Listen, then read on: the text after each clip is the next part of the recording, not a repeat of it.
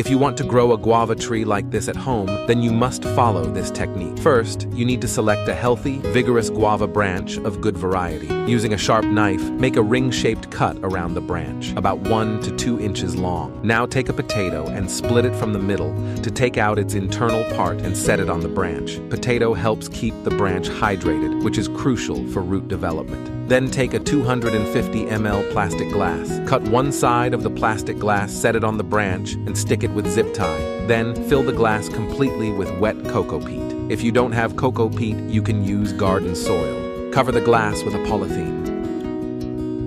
After 45 days, look friends, how beautiful roots have grown.